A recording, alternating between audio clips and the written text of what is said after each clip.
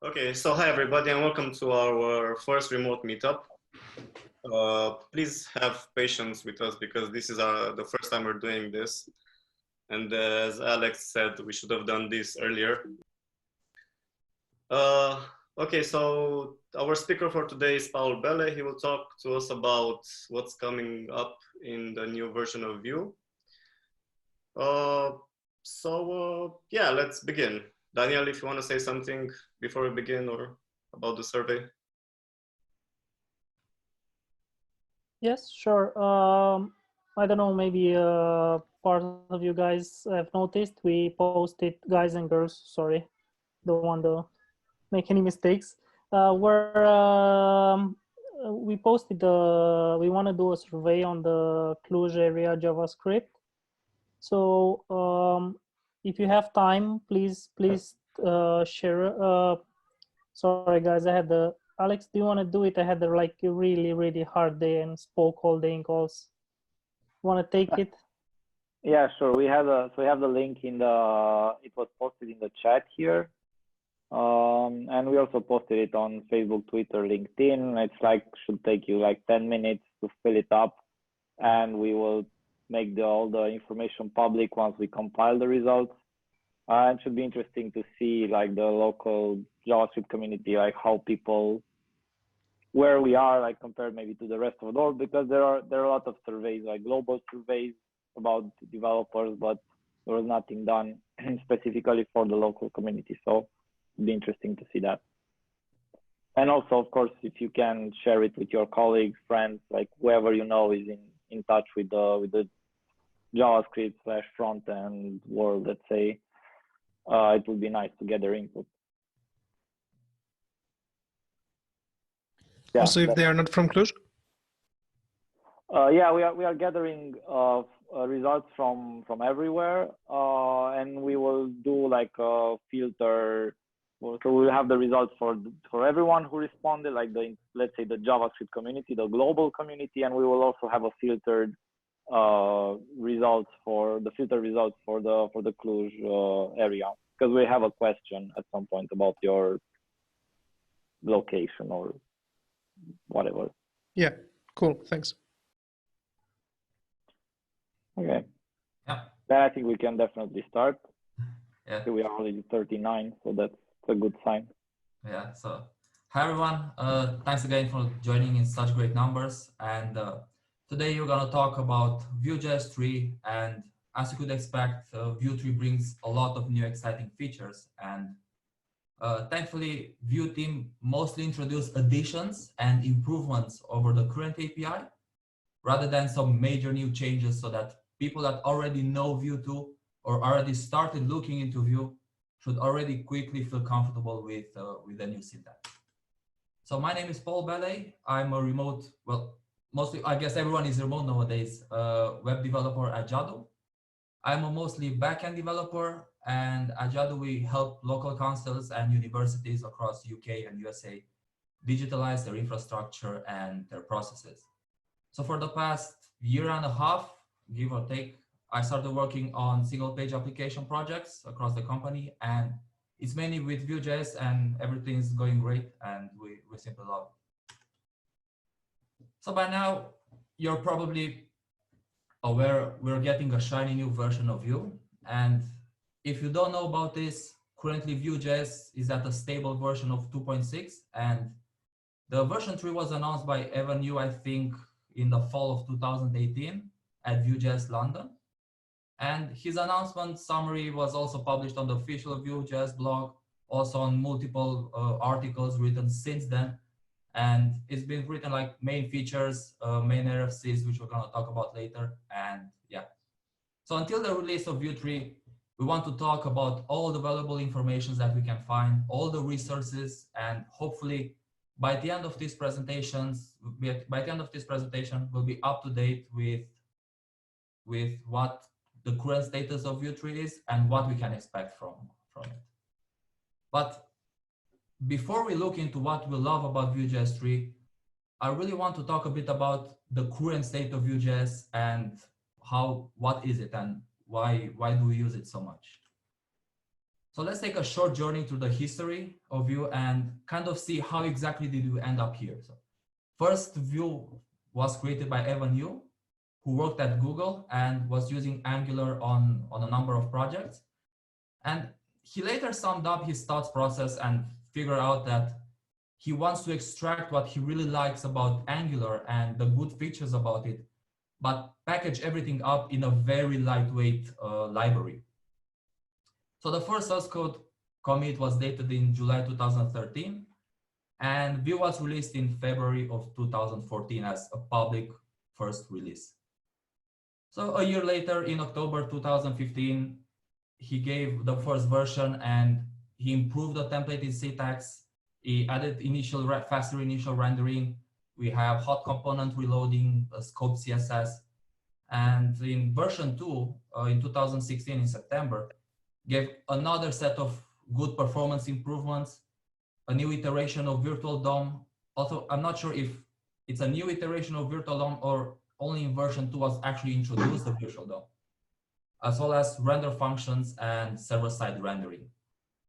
So nowadays, in February 2019, it's version 2.6 released, which again, another set of performance improvements.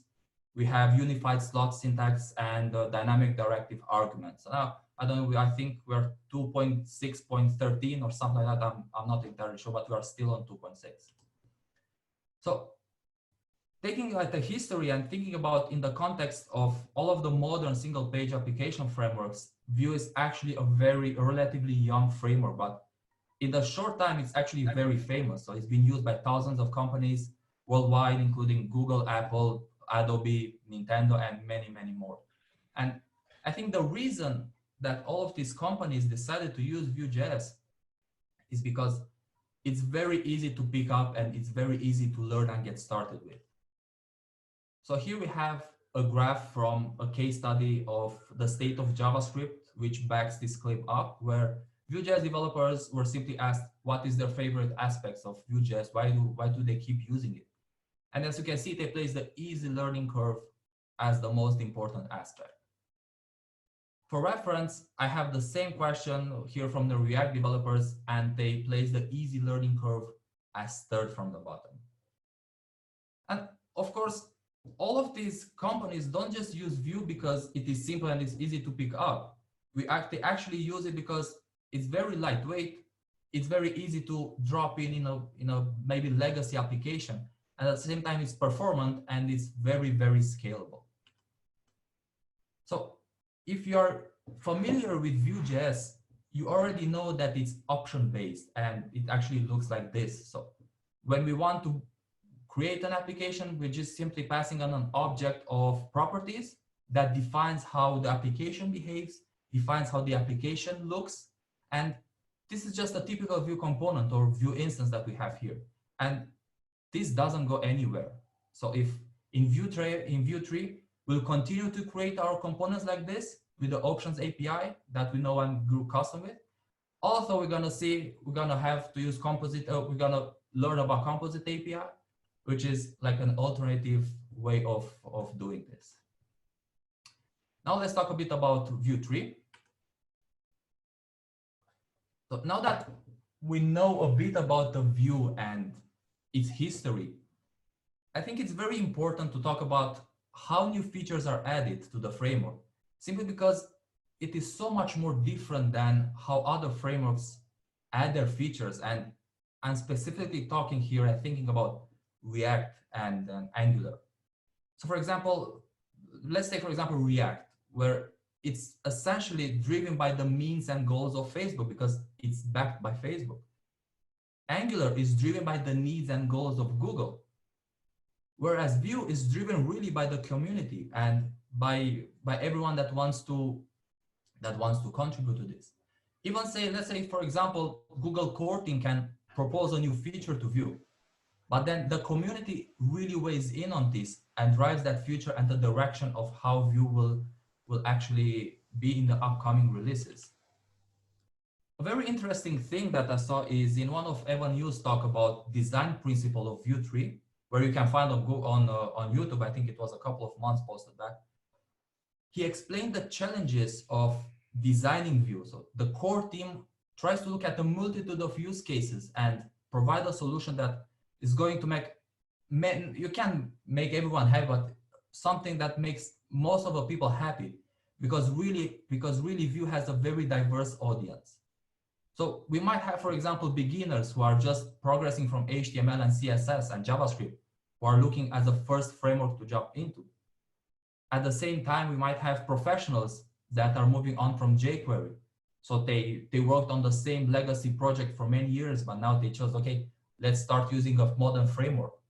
So they might have some front-end application that had some inner activity in them, and or some legacy jQuery plugins that did something then, and it's now time to move on from those plugins and maybe create their own interactivity in their own application. At the same time, we have veterans, that developers that want to migrate from other frameworks. We have, maybe they are using React or something like Ember or Backbone, and they want to start migrating their applications or create new applications using Vue. At the same time, we have backend engineers looking for a lightweight front-end solution. And I can speak to this heavily since I was a backend developer most of my time. And I was looking for a solution that I could easily pick up, and Vue really struck a nerve to me out here because it has a great documentation. I could easily just plug it into my existing application, replace jQuery where needed. I wasn't necessarily needed to, I didn't have to use the single page application. I could just drop in Vue and start working there. It's easy to get started, and I could easily add it to a page. So as you can see, this isn't just one group or one person that they are creating features of. It's a very, very diverse group. So to truly understand the needs of the users and actually help them, the users need to have a voice in the design process. So as a community-driven project, it is very, very important for the community as well to take part in shaping the future of Vue. So that's why the Vue core team adopted an open RFC, so which stands for request for comments process. And in this GitHub link, there's a list of all of the active RFCs. So if you look, this is basically a list of active RFCs, which we are looking here. And if you go to GitHub Vue.js/RFCs, there are all the proposals there, and inside there's a folder with active RFCs. And this is the group of features that are going into the next version of Vue. So currently this is 3.0, but when the next version will be after 3.0, there's gonna be there as well. So absolutely everyone that does this kind of presentation that talks about the next version of Vue or what we can expect in the future will heavily rely on this information from these RFCs, as well as talks from Evan Yu or from someone from the core team. And one very good thing about these RFCs is that they give out an amazing level of details and explain how this new feature will look. So here, for example, we have the composition API, and it starts with a summary and basic example. And what I love about this basic RFC is that it's based on a template. So if you want to create your own RFC, you can simply just start from a template and start describing it. So you need to explain what this is going to do. You need to explain, you need to give a basic example. And for me, the motivation of a new RFC is what really helps me understand why this feature is getting added to it. So even though, for example, I didn't understand initially from the summary, the motivation really drives a new feature more, in my opinion. So there needs to be some motivation behind these features, as well as maybe detailed design specs, why they chose a specific route, what are the drawbacks, the alternatives, and the adoption strategy. So again, if you are very interested into looking what's going on in any feature version of Vue.js, this is definitely the best place to start. So let's talk about the performance improvements. There are actually two big categories here. We're going to talk about, so performance needs to be about making the libraries smaller so that it downloads faster, the entire source code actually being as small as possible, and at the same time be as fast as possible with the interactions with the virtual DOM and with everything. So let's talk about the smaller part. So one of the distinguished features of Vue, since it was created, is it's actually the framework. It's actually the framework size. So currently, last time I checked a couple of days ago, the last version is around 33 kilobytes with min plus JZip. And in Vue 3, the code base is redeveloped from scratch and promises to be tree shaking friendly. So we are going to talk about this next as well. So we expect Vue 3 to be under 10 kilobytes size, which is absolutely incredible to think about. But this is to be achieved by elimination of those libraries that we are not using, necessary features that we are not using. So let's say, for example, if we have an application where simply we are not using keep alive component or transition component, then by the compiler and with everything, because of tree shaking, we are not, those features will not be added. So let's talk about the tree shakeable source code. So the idea here is to make Vue's runtime tree shakeable by exposing as much as the core API to named exports as possible. So Vue is much smaller thanks to this approach. So the motivation and actually dilemma of Vue 2 and what drove this feature in was, as we looked at the history of Vue earlier and how it continued to grow years over the years, we have to think a bit about the other aspect of things. As the Vue API grows, the Vue core team are constantly trying to balance the trade-offs between, okay, we're adding more features because there's demand for them, but at the same time, the bundle size starts to grow up. So they want to keep Vue size overhead to a minimum, but at the same time, they will also want to limit its capacity. They also don't want to limit its capacity because of the size constraints. So there's always this balancing act. Okay, how are you adding this? So with ES modules, modern bundles, and combined with minifiers, we can now eliminate ES modules exports that are not being used anywhere in the bundle.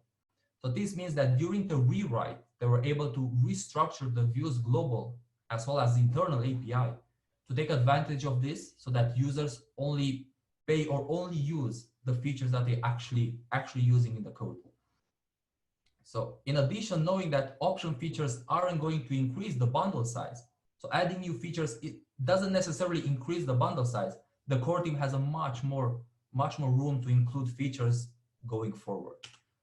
So finally, we are reaching, what does this actually mean to us as developers, as how we are using Vue going forward?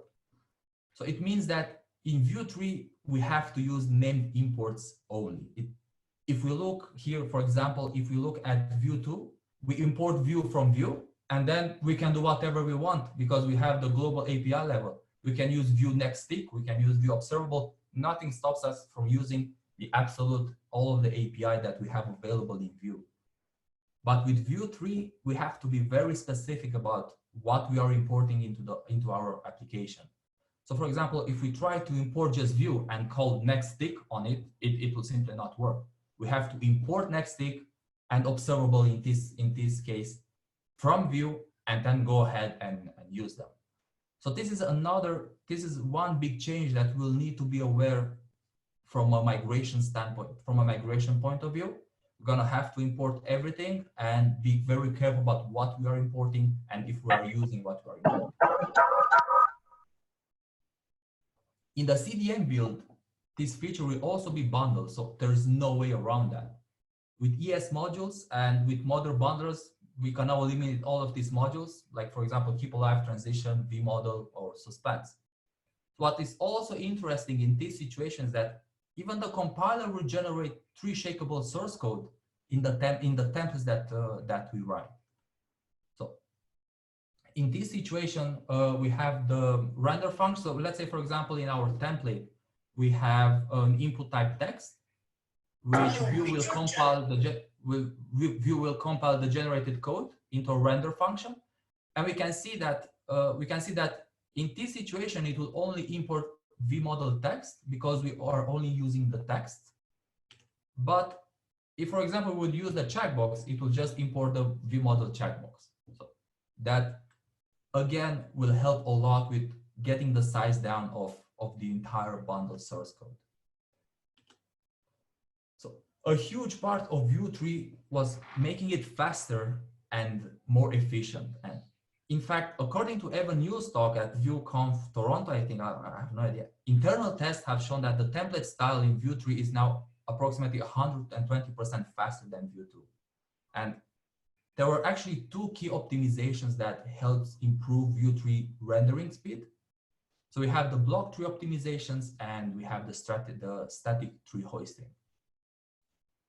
And yeah, let's talk about virtual DOM and render functions. So many JavaScript frameworks like Vue or Ember or React, or I'm not sure yet, implement what is called a virtual DOM. So what exactly is virtual DOM?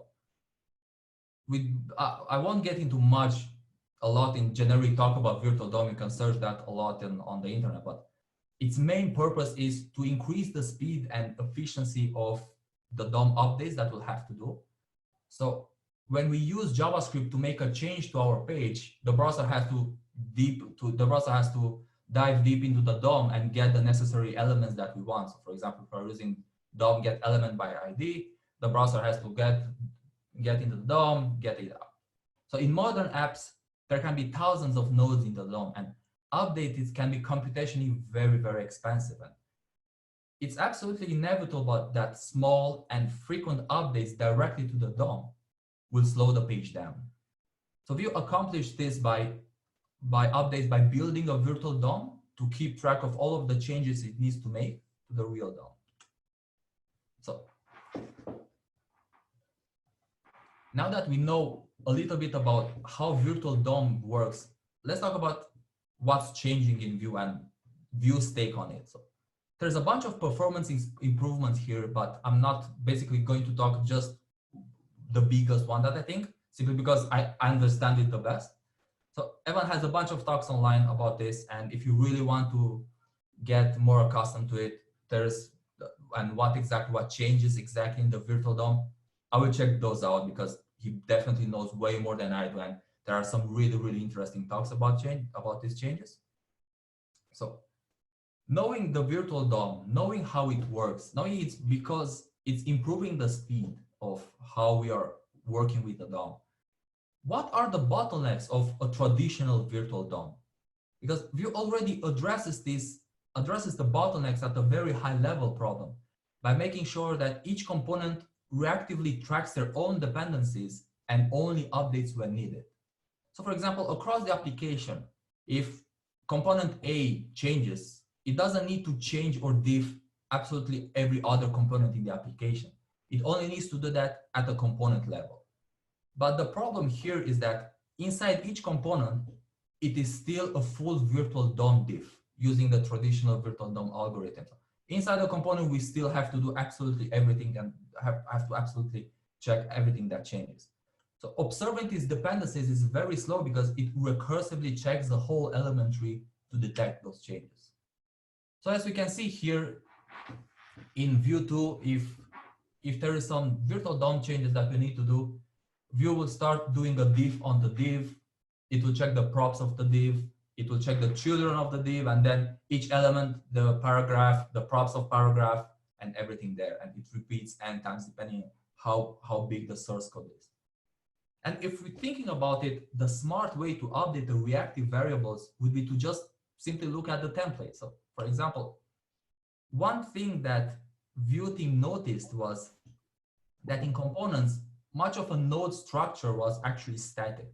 So if we look, if for example, if a particular node was in fact dynamic because of a vif or a v4 directive, then a lot of the content inside that partition was actually static. So using this idea, Vue 3 partitions the template into static versus dynamic sections, so that now the renderer knows what nodes are dynamic and what nodes will never change. So it doesn't waste time checking static nodes for changes. So this greatly reduces the number of elements that need to be reactively watched. So combining all of these nodes creates actually what is called a block tree. That's why we are calling it block tree optimization, or a template divided into node blocks based on directives. So for example, vif and v4.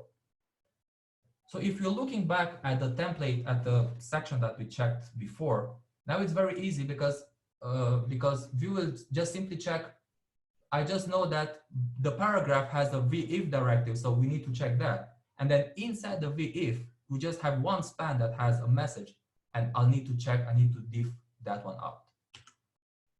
And like I previously told, in one of Evan Yu's presentation, they did a test of about 1,000 V4 iterations, and each iteration had around 12 DOM elements, class bindings, text interpolations, and they compared performance of Vue 2 with Vue 3, and they saw between 120 and 130 percent performance improvements over Vue 2.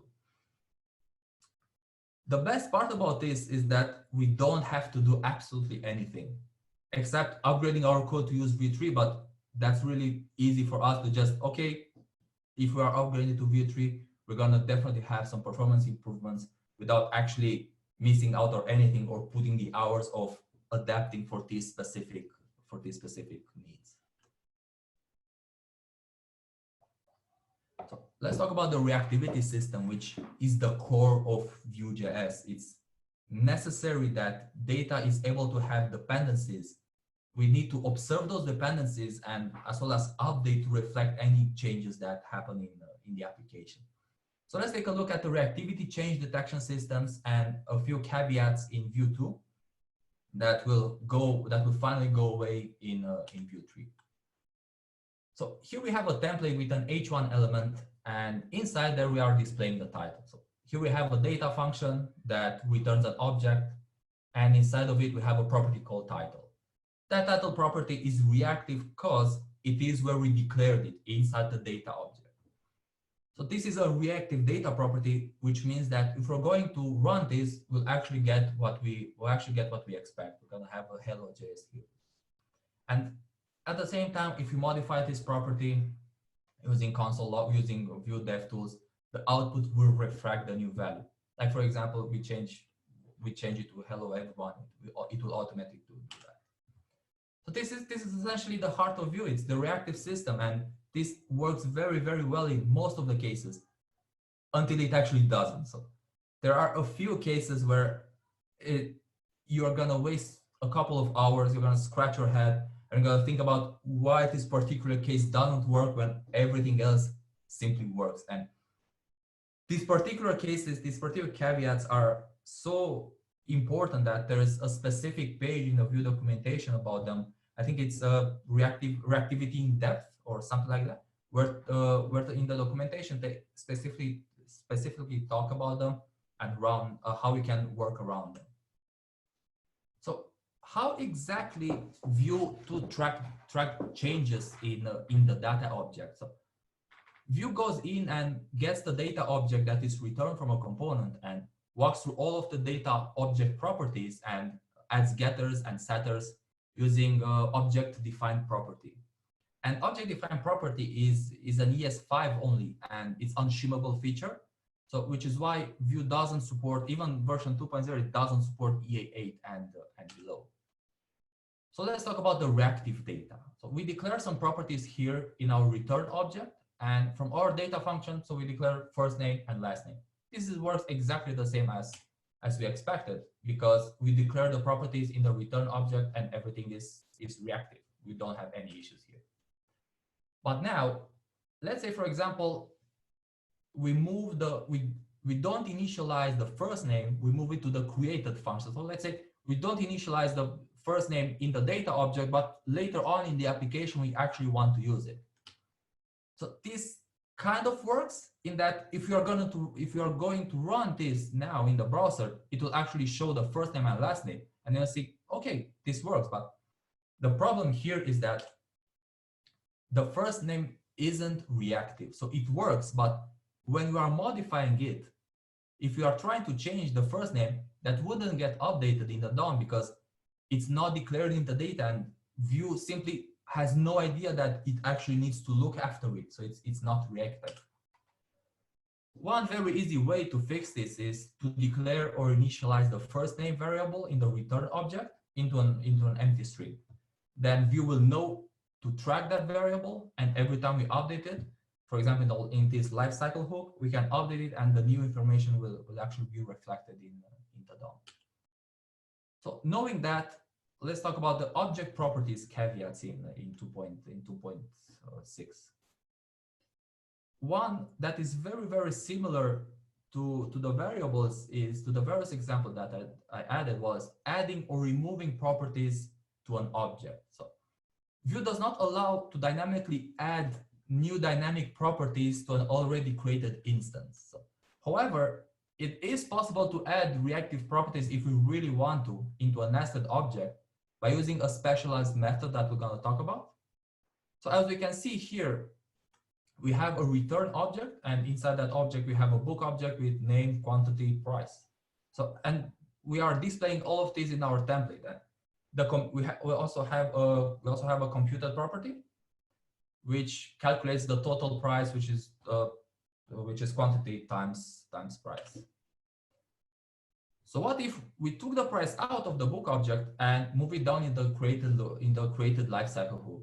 This is the exact same example that we saw with the first name and last name, and this is going to work the first time because it's a new property. It's going to be displayed there, but every time we are updating the price, every time we are updating the property, it will not be reflected. But this also creates a side effect in that the total price will not be calculated because will not be updated with a new value, because again, Vue has no idea where to look that it needs to follow. It needs to follow the price. So we can, of course, initialize the price in the book object and then update it once we have the new value. Or we can simply use Vue set or Vue delete if we want to delete something. So instead of initializing it and set it in the created function, we can call Vue set, and we're saying the property, we're saying, okay, Vue, please follow the price property of the book and initialize it with this price. And this works just fine. It's been done for many years now.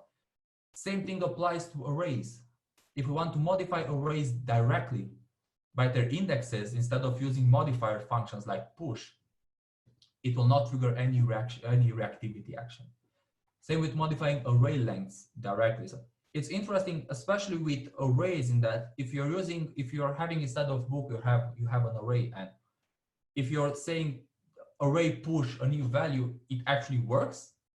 But it works because Vue will inject some observable actions into all of these array functions. So it knows that when you are using these functions, it knows, okay, I actually add a new value to this array. I need to follow this. I need to update everything that I need. But if you are calling it directly by the key, Vue has no idea about it, and it will simply not update anything. So with Vue 3 is going to adapt to a new proxy-based observation mechanism for detecting and observing the changes that are happening in Vue. So since the proxy-based observations, there's a big issue here in that since the proxy-based observations are incompatible and can't be transpiled for EA11, there's actually a second build that will be available for developers that need to target EA11. So, and this particular build will continue to use Vue Object Define API, but again, it will result in having the same caveats as we discussed before. So again, with the core team, they had to think about everything. So what if someone needs to track EA11? Okay, we're going to create a separate build for them. They can simply use a dropping replacement there, and that's that. But if you are not targeting EA11, you will be moving to a proxy-based change detection system, and again, you don't have to do absolutely anything. You get 100% faster and half the memory usage in the application, which is actually amazing to think about it. And at the same time, we can say goodbye to the reactivity caveats. Like for example, like we talked about, you can set an array item by its index. You can set an array object by its key. Everything will work for now. And so again, just the way that the reactivity system changes in Vue 3, it helps us to get rid of the caveats, and we don't have to do absolutely anything. At the same time, we are increasing the performance of our application. Introducing the composition API. So this is by far the well-known change coming in Vue 3, and it is by far the most talked about, the most expected, and the one that created a lot of controversies.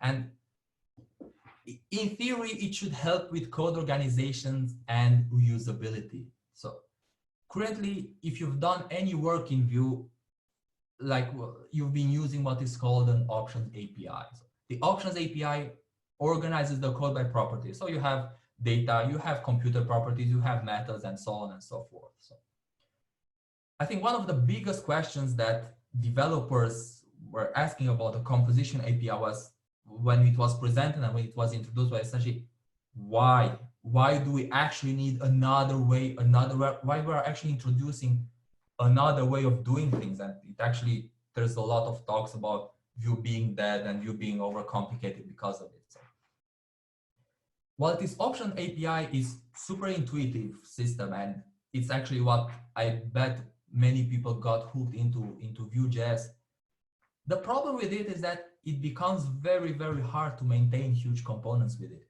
So for example, if I don't know how many of you work with, for example, 1,000 lines components, code for a single feature was actually thrown in, it's actually thrown in separate places. Like you have a bit of properties in data, you have a computer property, you have a listener there, and it's actually very hard to follow. So the idea behind the composition API is that with the options, it's like an alternative for the issues that about maintainability and readability with the options APIs.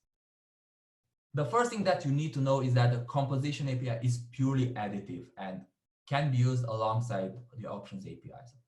This is an alternative advanced API that solves some of the limitations of the existing options API. So again, please don't start rewriting your entire application using composite API after seeing like a conference talk, after seeing a couple of tutorials, or understanding that, okay, starting with Vue 3, everyone needs to use composition API.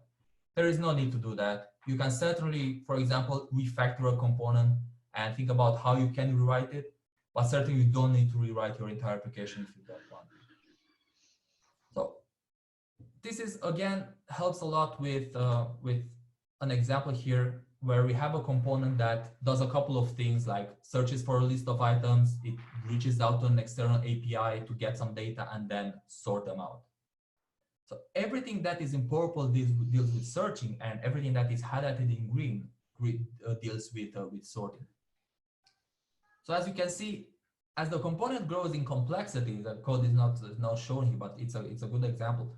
All of the features are kind of messed up in all of the options that we have available. So we have a bit of component props, we have data, and at the same time with options API, it's very hard to extract common logic between big components. So with a composition API, each of the color codes are features. So if we want to work on one specific feature, we can just simply go into that section of a code, and it's way easier to understand how that feature works. So like I said, another common limitation with the options API is that when your application grows, sharing logic between components starts to be very hard. So of course, even now we have the ability to reuse logic between components in Vue 2, using mixins, using higher order components, or renderless components, but each of them comes with drawbacks and compared to the composition API. So let's dive in and take a look at how it actually works and how it actually looks. So there's a link here. I'll paste it in the chat if anyone wants to, about the API reference, and you can find both the RFC as well as the API reference. So the API reference is actually very great because it's how you can start learn on how you can use the composition API. So if you see the menu on the left, there's a setup method, there's a reactive ref, and each of these are building blocks you are going to build the composition API using this. So let's take an example that I found, which is a money counter component that, even though we can't see it here, it basically shows a money amount and allows you to add or subtract quantities to it. So this component has a money state, which holds the quantity. You have a delta, which is bound using V model. So like I said, we are not actually viewing the template part, but the delta is actually using a V model to input, and later using the add method to add a quantity to money. So the computed property formatted money simply correctly displays the decimal value of the money. As well as finally, I also included like there's also a dummy watch unmounted, just so that we can see how we can actually accomplish this in the composition API. So we didn't include the template part here since it is exactly the same between the two components, between the options API and the composition API. So all of the changes are simply in the script part. So the entry point in our application is, and the single biggest function is the setup function. So instead of having all of the options, we simply have a setup function. So this serves our first and entry point in our composition API, and it is how we're going to use it in our components. So what we are doing here, remember anything that we are using in Vue 3, we actually need to import. So we need to import ref, we need to import computed, whatever we need. So as we start using all of them, we also need to import them. And the setup function, as far as timing goes, it's prior to before create hook, a lifecycle hook, and it's actually used in place of the created hook. So in our previous example, the state is implemented using ref function. And as you can see, you can have as many as you want. It's exactly the same. So to access them, you don't need to access them using this like we previously did, since the variable is not a magic instance from somewhere. It's actually a variable inside the setup function. So also to change its value, the problem here is that in order to change its value, you actually need to access the value property. And this is like this is a bit weird because it's actually a proxy object. And this is also a function called reactive, which roughly does the same thing. And the idea is that you use ref for creating reactivity on a primitive data type. But I'm fine. I'm all right. Sorry? Yeah. And use reactive on an object. So you could still use ref on an object, and under the hood, it will actually call reactive. And I found so many counter arguments about people just use ref because it's actually using reactive for the objects, or just use ref for primitive data types and reactive for objects. It's something that we'll need to see going forward. So let's get back to our original example. Here for computed properties, you don't need to use computed function. You just need to use a computed function for it. It's basic and it takes the shape of there. And for hooks, every hook has its own utility. So in the case of mounted hook, it's unmounted, and we also need to import it. And same shape as computed. So they take a function as their first argument. So methods, we can have as many methods as we want. There are simple functions like any other. There's nothing special there. For watch, when you are wanting to watch some changes, there are different signatures here. So that's the one equivalent to watch money. But you can also check all the different signatures in the RFC. So for example, you can in this situation we are using money, we are using the new value and the old value. You can only watch the money and then receive only the new value. And finally, the setup function must return an object containing everything you want to use in the template.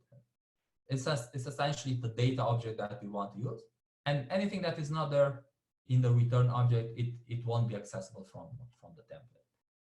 So again, this feels a bit complicated, and this feels a bit, why are we actually doing this? But thinking about how you can organize large components by features, this can actually make sense. As well as if we have very large applications, we can reuse the code across other components, because we can simply import functions, because the methods inside, they don't rely on some object outside. There are simply variables inside there, and they can easily be reused. And maybe large teams will prefer this API rather than the options API. Let's talk about TypeScript support. Another change that is coming is that Vue code base will be rewritten completely using TypeScript. Once again, with everything in the community, a major concern was that people were going to force to learn TypeScript, and this will increase Vue barriers of entry. And so the Vue team actually made it very easy for us developers. So if you want to use TypeScript, use it, that's perfect. If you don't want to use it, stick with plain JavaScript. Both of them will work exactly the same. Both of them will work just fine. So among other things, like with TypeScript, it allows you to add type informations to your JavaScript variables. So this alone will greatly help you maintain the project in the long run. So if you're working in an IDE that supports TypeScript, there's also be autocomplete and type information available.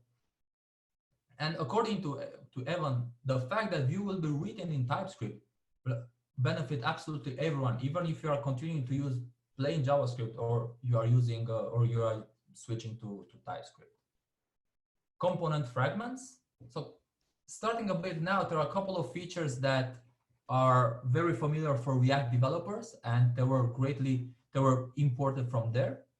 And fragments are essentially rootless components. So in Vue 2, every component must have one and only one root component. I'm sure that every Vue developer at one point started creating a component, start developing it, view it in the browser, and get that fatal error and say, yeah, each component needs to have one root and only one root component.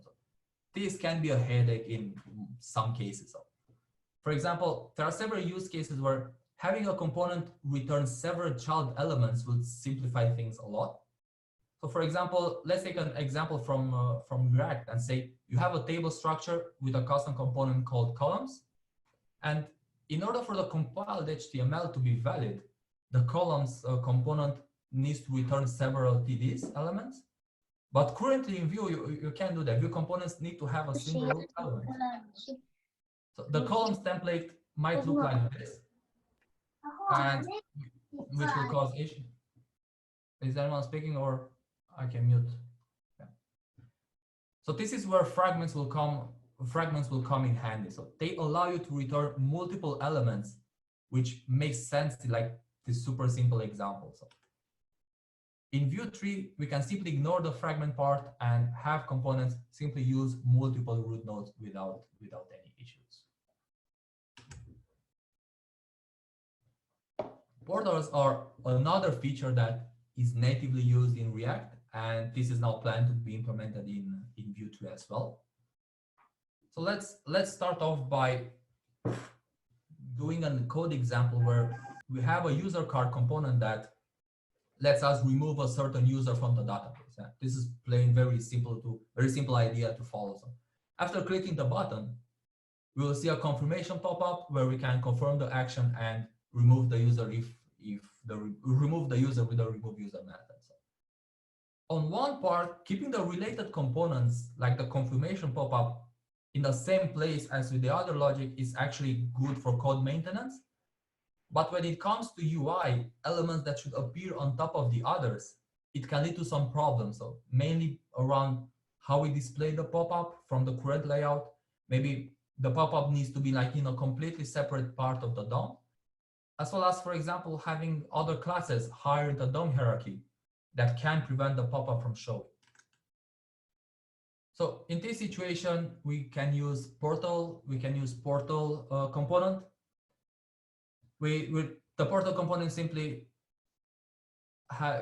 it's taking one attribute, which is the target, saying the ID of the div or where exactly we want to put the component, and everything inside the portal will be like a slot and will be added inside the div. The good news is that portal component is actually super simple. You only have that one property, the target, and a default slot. So the slot content will be rendered into the DOM element that is selected in a query, and you're done with it. Another feature in Vue.js 3 is a special suspense component. The suspense is, again, another feature of React that is now coming to Vue 3, and it allows your component to display fallback content until your page is ready and all of your content is loaded. So this is very useful if you want to asynchronously load content in your setup method if you're using Composition API. So if we're looking at the Vue next repository, which is Vue 3, the setup method is actually an async method which returns a promise. So this promise is simply caught up by the suspense component, which will then render fallback content until it's resolved. So we can use suspense for creating loading pages when we are waiting for an API call to resolve, or essentially any other sorts of data fetching or async setup. So the fallback content will be shown until suspense component will be fully rendered. We have two sections. We have the default section and we have the fallback section. So suspense can either wait till the component will be downloaded if that's an async component, or perform some async action in the setup function. And yeah, again, we can find another major change in the way we are instantiating and we are configuring our applications. So let's see, for example, how we are currently working now. So currently in Vue 2, we are using a global Vue object to provide any configuration and create any Vue instances. So any changes that we make to the Vue object will essentially affect every Vue instance and every component. And let's see now how it will actually work in version 3. So it's, again, we are importing, as you probably noticed now, every configuration is scoped to a certain Vue application defined in a create app function. So it will easily make your code easier to understand, and it's less prone to unexpected issues. So for example, if you have a third-party add-on that does some modifications, it can have very, very weird consequences that will be very hard to follow. So currently, if some third-party solution is modifying, for example, a Vue object, it can affect your application in unexpected ways. For example, in global mixins, which now won't be possible with Vue 3. This is also useful for tests, where global configuration makes it easy to accidentally pollute other test cases during testing. So I don't know how many of you are actually using filters in production, but they are gone. So filters functionality can be easily replaced with method calls or computed properties, so it provides primary syntactical rather than practical value. And the main issue here is that behind the scenes, filters require a custom microsyntax that actually breaks the assumption of expression being it's just JavaScript, because it's not, which adds both to the learning and implementation costs. And going further, it actually conflicts with JavaScript own bitwise or operator and makes expression parsing way more complicated. So apart from the composition API that is like the biggest major new API in Vue 3, we can find a lot of smaller improvements as well. So we can see that Vue is moving towards better developer experience and at the same time simpler and more intuitive API. It's also, at the same time, it's also great to see that Vue team decided to adopt many ideas that are currently available, like in React, or things that are only available through third-party libraries, and they added in the core framework. But the list above contains only some smaller features, and not all of them are here. And again, if you are curious about other features or other modifications, just be sure to check out the Vue RFCs repository. Thank you very much. If you have any questions, just unmute and I'll be more than happy to answer. Thank you, Paul, for this nice presentation. Maybe we can give him a round of applause from every. Yeah, don't need to do that. Yeah, applause next to the mic.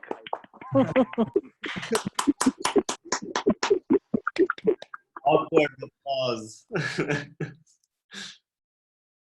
Yeah, so if there are any questions, just let me know.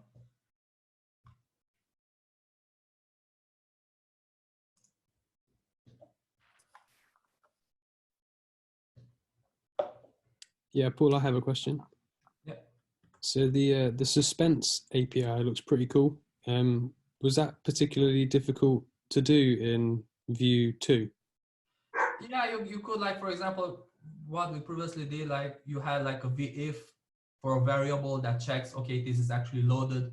Otherwise, you would say, if I don't have any data, just put some loading GIF or something like that. And then again, the nice thing about suspense is it actually offers you a generic way of doing it.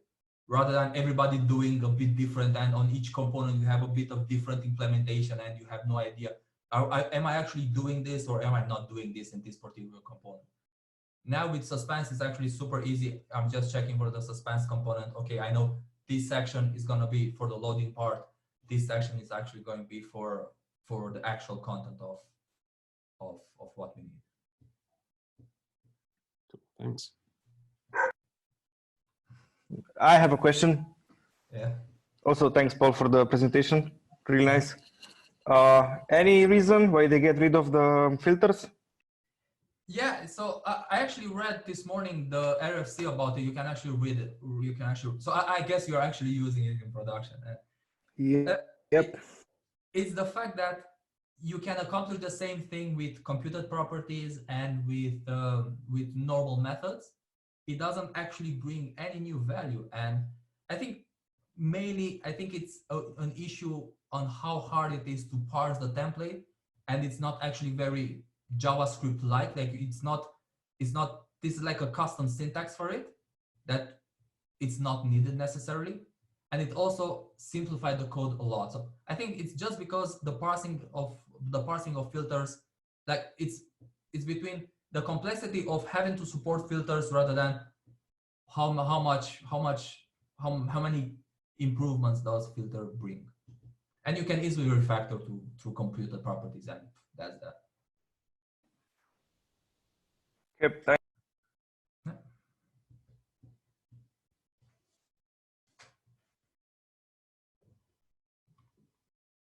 Yeah, so if there are no any other questions, thanks a lot again, and hopefully we'll see each other pretty soon.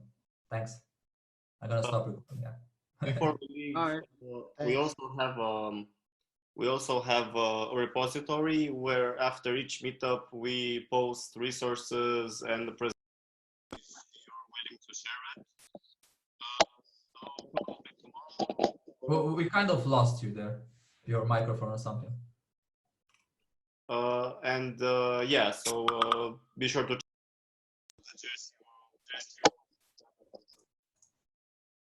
Yeah. Okay. Andrei, can you please repeat, because we lost the connection with you and we couldn't hear. Hear me now? No. Are you in the other room now? Yeah, I can say what Andrei actually wanted to say. After each meetup, we take the resources that you mentioned and we add them on our GitHub repo. It's under JSHeroes Meetups, and if you would be nice if you can share the slides with us and any links that you think are useful. So if somebody wants to go back and check, hey, Paul mentioned something in the meetup, he can maybe find the link there and start learning, reading, or. Yeah, sure. Yeah, we're gonna do that. Yeah. So if there are not any other questions, then thanks a lot for joining, and hopefully we'll see each other soon. Thanks. I'm gonna stop recording now. Nice, thank you. Thank you.